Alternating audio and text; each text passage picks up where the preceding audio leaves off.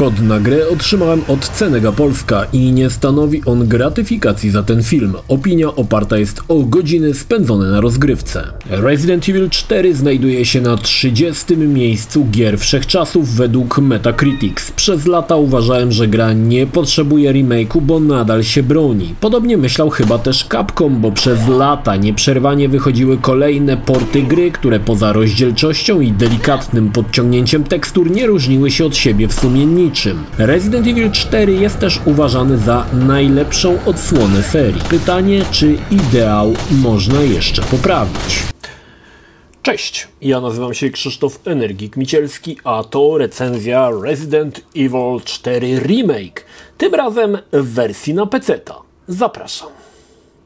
Capcom wziął się do roboty i po niezliczonej ilości portów wreszcie przygotował pełnoprawny remake. Sam grałem w 7 różnych wersji gry i przyznam, że nigdy nie miałem dosyć. Po świetnym remake'u części drugiej Resident Evil i mniej dobrym Resident Evil 3 Remake przyszedł czas na część czwartą. Choć materiał wyjściowy był świetny, deweloper nie popełnił błędu, robiąc dokładnie to samo, tylko w lepszej oprawie. Nadal jest to Resident Evil 4, ale tak diametralnie różny, że radochę będą z niego czerpały i osoby, które grają pierwszy raz czwartą odsłonę, jak i te, które ukończyły Residenta wcześniej kilkanaście razy. Krótko o historii, choć ciężko mi uwierzyć, że ktoś z oglądających ten film nie grał wcześniej w czwórkę. Leon S. Kennedy po wydarzeniach w Raccoon City zostaje wysłany do Hiszpanii, gdzie tajemniczy kult porwał córkę prezydenta w bliżej nieokreślonym celu. Leon szybko dociera na miejsce, jednak od razu się okazuje, że hiszpańskie wiochy są pełne oszalałych wieśniaków, którzy chętnie zasadzą widły w plecach amerykańskiego wirażki. Leon, nie zważając na okoliczności i wieśniaków, rusza na pomoc. No cóż, historia nie została zmieniona, znaczy jej główny trzon jest dokładnie taki jak wcześniej. Wydarzenia następują po sobie w podobny sposób i sam sens całej historii pozostał niezmieniony. To co jednak uległo zmianie, to dopakowanie gry o nowe elementy. Porównania z poprzednimi portami będą tutaj nieuniknione. Już od samego początku widać, że prolog gry został trochę inaczej przedstawiony. Od razu wiadomo, że Capcom nie poszedł na łatwiznę i porządnie przerobił sporo elementów, aby Resident Evil 4 Remake był dostosowany do aktualnej generacji konsol. To co zawsze uważałem o Resident Evil 4 to to, że gra nie utrzymuje dobrego tempa rozgrywki. Znaczy dynamika jest cały czas na wysokim poziomie, ale po wiosce przychodzi czas na sporo nudniejszy zamek, a potem na bardzo nudne laboratoria. Niestety remake ma dokładnie to samo. Widać, że najlepsze jest na początku, a potem już klimat powoli siada. Jest to moje subiektywne zdanie, ale dla mnie najlepsza rzecz z Residenta 4 to wioska, do momentu wejścia do zamku. Potem już gra zalicza zjazd. Twórcy oczywiście nie wywalili kultowych elementów z gry, nadal je spotkamy, ale w nowej wersji robią bardziej pozytywne wrażenie, choć Ashley ogólnie jest tak samo irytująca jak wcześniej. No okej, może troszkę mniej, ale wciąż. Obok głównej historii mamy zadania poboczne. Z poprzedniej gry pamiętacie pewnie niebieskie medaliony we wiosce. Capcom postanowił pocisnąć ten temat dalej. Co jakiś czas znajdujemy mini zadania, czy też zlecenia. Może to być zniszczenie właśnie takich medalionów w danej lokacji, czasami polowanie na szczury, upolowanie jakiejś ryby lub węży, a czasami pozbycie się jakiegoś mocarnego przeciwnika. Zadanka, no cóż, nie są może zbytnio odkrywcze, ale ich wykonanie wiąże się z nagrodą w postaci specjalnych kamieni, które będą nam potrzebne do czegoś innego, o czym za chwilę powiem. Większość map nie zamyka przed nami swoich podwojów. Na przykład we wiosce w którymś momencie dostaniemy łódkę, którą będziemy mogli wrócić do wcześniej odwiedzanych miejsc, aby wykonać zadania poboczne lub poszukać skarbów. To fajny pomysł i daje lekkie poczucie, że mapy są otwarte. Nie są to jakieś gigantyczne przestrzenie, ale rozwijają w dość naturalny sposób długość gry. Dla mnie duży plus. Kilka słów na temat tego, co zmieniono, ale wyszło dziwnie i trzeba się do tego przyzwyczaić. Nie wiem, czy uda mi się to odpowiednio oddać słowami. Poprzednie porty oferowały sporo miejsca na działanie Leona. Owszem, lokacje były zamknięte, ale były wystarczająco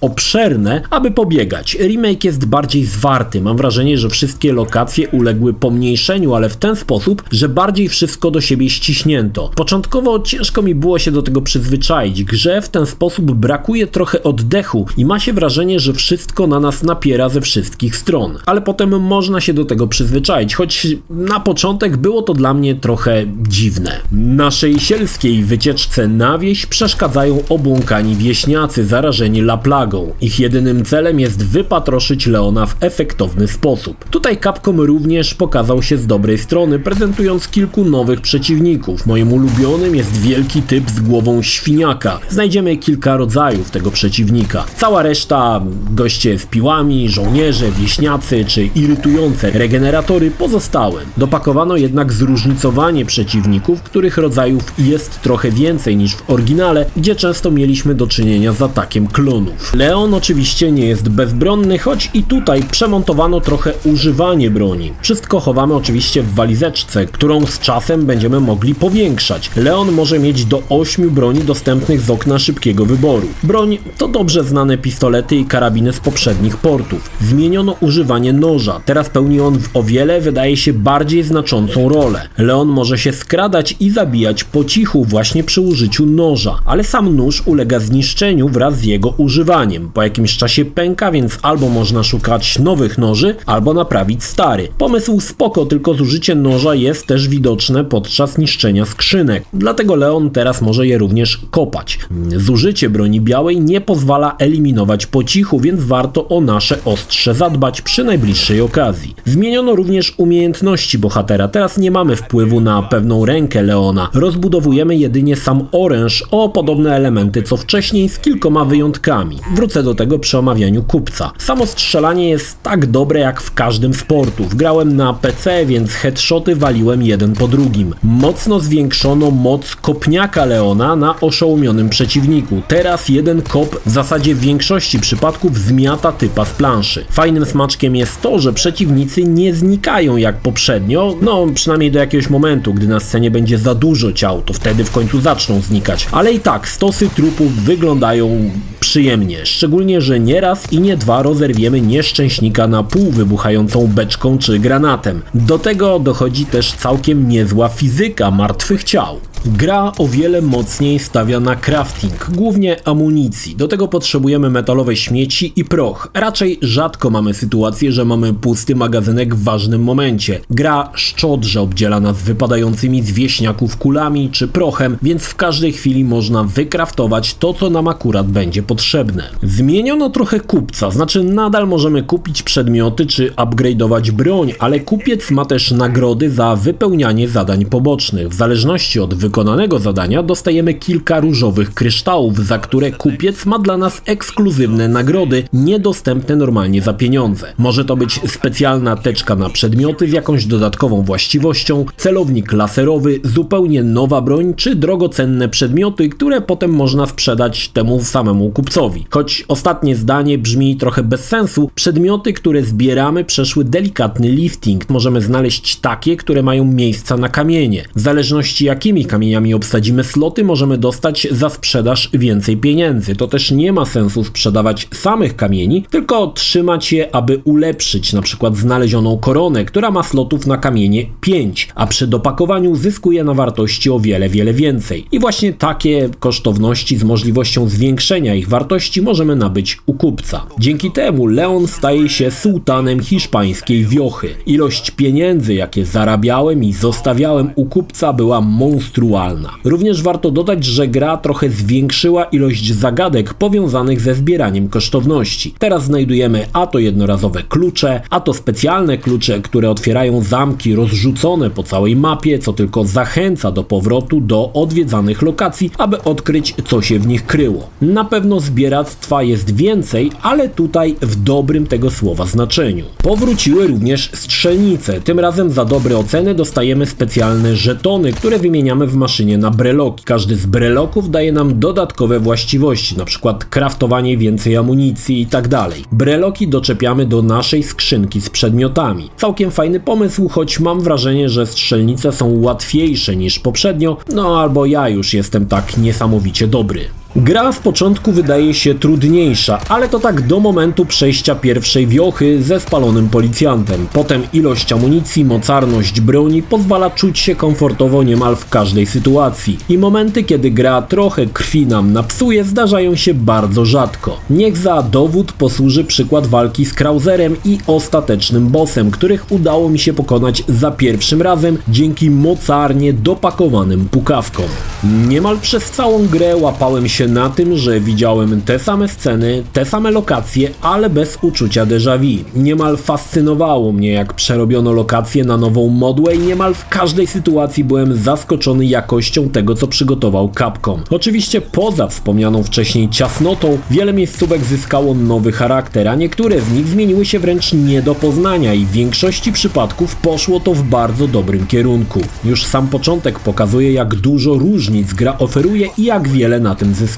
Rewelacyjnie teraz wypadło zamczysko, które wcześniej trochę świeciło pustkami. Teraz to niemal zamczysko Lady Dimitrescu, opływające w detale i bogate zdobienia. Słowem, klasa sama w sobie. Grę ukończyłem na PC-cie i muszę przyznać, że na max detalach w 4K z ray tracingiem licznik klatek pokazywał całkiem niezły wynik. Choć filmy tego nie pokazują, ale to już kwestia techniczna nagranych gameplayów. Sama gra śmigała wyjątkowo sprawnie. Widać, że Re-Engine to silnik, który jest jednym z najlepiej zoptymalizowanych engine'ów napędzających gry, a przy tym szalenie elastyczny. Czy to FPS, czy TPP, czy VR, nadaje się do wszystkiego i radzi sobie świetnie. Gra posiada masę opcji, aby dostosować grę do waszych komputerów, więc sądzę, że nie będzie problemu, aby pograć w komfortowych warunkach. Jeszcze nie sprawdzałem, jak wygląda gra na konsolach, ale podejrzewam, że podobnie jak w przypadku Resident Evil 2 i 3, czyli całkiem rozsądnie. Jak zapewne już większość z was wie, gra nie dostała polskiego tłumaczenia, ale podobno Capcomowi rura zmiękła i to tłumaczenie ma się w końcu pojawić, albo już się pojawiło, jak oglądasz ten film. Mam jeszcze jedno zastrzeżenie w kwestii doboru głosów. Wszyscy brzmią bardzo w porządku poza Adą.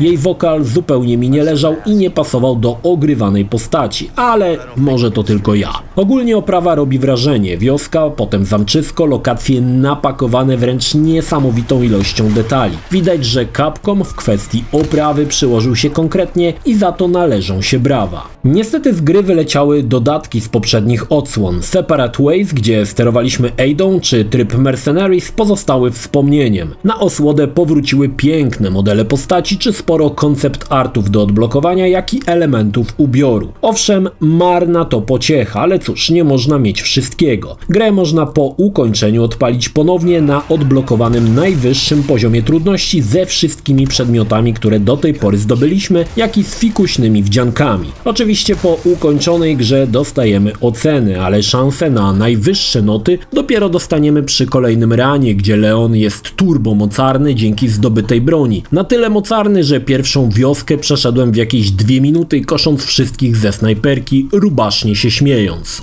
Remake Resident Evil 4 to modelowy przykład, jak należy remake'i robić. Znajdą tu coś dla siebie ci, co przechodzili grę wielokrotnie na najwyższym poziomie z zamkniętymi oczami, jak i zupełnie nowi gracze. Tytuł odpowiednio rozbudowany, aby jeszcze bardziej wypełnić czas na ukończenie gry, za co należą się brawa. Oprawa jest świetna, sama rozgrywka przypomina to, co nas bawiło w niezliczonych portach, ale dostajemy dodatkowy sznyt, który ma jeszcze bardziej akcję podkręcić. Po niezbyt udanym remake'u Residenta Trójki widać, że deweloperzy wzięli się do roboty i ulepszyli to, co było niemal idealnie. Piękna sprawa. Resident Evil 4 Remake to gra, obok której nie można przejść obojętnie. Świetny tytuł w nowej oprawie smakuje wyjątkowo wybornie i na pewno będzie to gra, do której wrócę jeszcze nie raz. Podobnie zresztą jak w przypadku poprzednich portów.